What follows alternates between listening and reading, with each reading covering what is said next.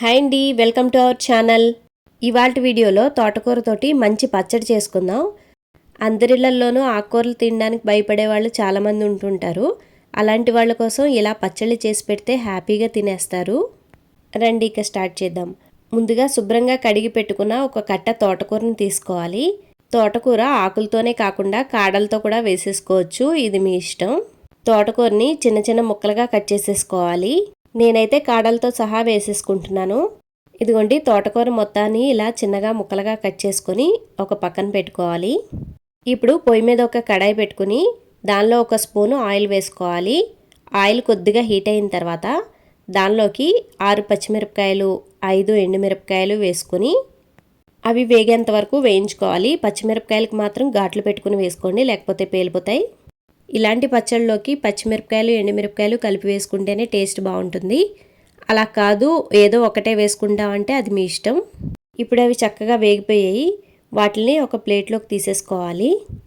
ఇప్పుడు అదే ప్యాన్లో ఇంకొక స్పూను ఆయిల్ వేసుకొని మనం కట్ చేసి పెట్టుకున్న తోటకూర ఉంది కదా, ఆ తోటకూరని ఆయిల్లో వేసేసుకోవాలి. ఇప్పుడు ఈ తోటకూరలో ఒక చిన్న నిమ్మకాయ సైజ్ అంతా చింతపండును కూడా వేసుకోవాలి. మీకు కొంచెం పులుపు తక్కువ కావాలనుకుంటే ఇంకొంచెం తగ్గించుకోవచ్చు. ఇప్పుడు ఈ రెండింటిని చక్కగా లో ఫ్లేమ్లో పెట్టుకుని వేయించుకోవాలి. లేతగా ఉన్న తోటకూర తీసుకున్నట్లయితే వాటర్ వస్తాయి మనం ఆయిల్లో వేసుకోగానే. ఒకవేళ ముదరదైతే వాటర్ అంతగా రావు.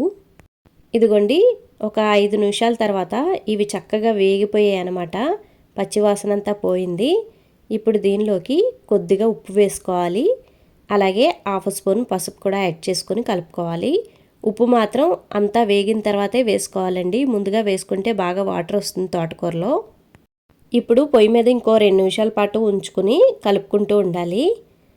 2 నిమిషాల తర్వాత ఇది బాగా వేగిపోయింది కాబట్టి స్టవ్ ఆఫ్ చేసేసి ఇది చల్లారేంత వరకు పక్కన పెట్టుకోండి.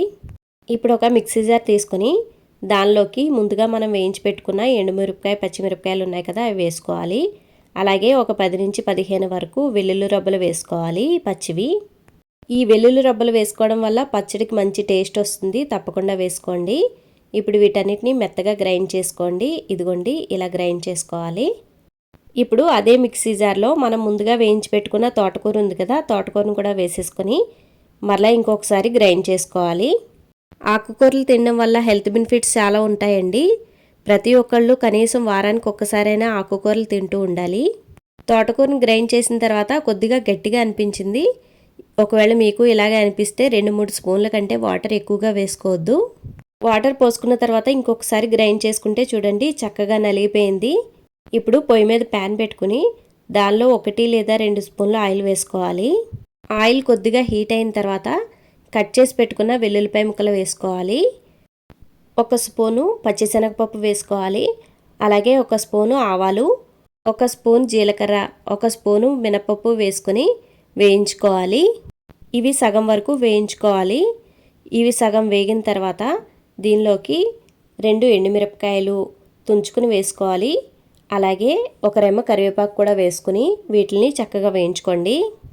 ఇలాంటి సింపుల్ అండ్ ఈజియెస్ట్ వీడియోస్ కోసం మన ఛానల్ని సబ్స్క్రైబ్ చేసుకోండి. పక్కనున్న బెల్ ఐకాన్ నొక్కండి.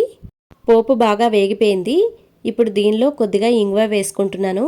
ఒకవేళ మీకు నచ్చినట్లయితే హ్యాపీగా స్కిప్ చేసేసుకోండి. ఇప్పుడు అదే పోపులో ఉల్లిపాయల్ని పెద్ద ముక్కలుగా కట్ చేసుకుని వేసుకోవాలి. ఒకసారి పోపు అంతా బాగా మిక్స్ అయ్యేలాగా కలిపేసుకుని వెంటనే స్టవ్ ఆఫ్ చేసేసుకోండి. ఇప్పుడు ఆ పోపులో మనం ముందుగా చేసి పెట్టుకున్న పచ్చడి ఉంది కదా, ఆ పచ్చడిని కూడా పోపులో వేసేసుకొని మొత్తం అన్ని బాగా మిక్స్ అయ్యేలాగా కలుపుకోవాలి. ఎంతో రుచికరమైన మన తోటకూర పచ్చడి రెడీ అయిపోయింది. ఇక హ్యాపీగా సర్వ్ చేసేసుకోవడమే. వేడివేడి అన్నంలో కొద్దిగా నెయ్యి వేసుకుని తింటే సూపర్గా ఉంటుంది. తప్పకుండా మీరు ట్రై చేయండి. మీకు ఎలా కుదిరిందో కామెంట్ చేయండి. అసలు ఆకుకూరలు అంటే భయపడే వాళ్ళు కూడా లొట్టలు వేసుకుంటూ తింటారు, అంత బాగుంటుందన్నమాట. దీనిలో చింతపండు కూడా వేస్తాం కాబట్టి గోంగూర పచ్చడి టైప్లో ఉంటుంది. ఒక్కసారి టేస్ట్ చేస్తే మరలా చేసుకుంటారు, అంత బాగుంటుంది. ఈ వీడియో కనుక నచ్చినట్లయితే లైక్ చేయడం మర్చిపోవద్దు. ఇలాంటి మరిన్ని సింపుల్ అండ్ ఈజియెస్ట్ వీడియోస్ కోసం మన ఛానల్ని సబ్స్క్రైబ్ చేసుకోండి. పక్కనున్న బెల్ ఐకాన్ నొక్కండి. Thanks for watching. టాటా.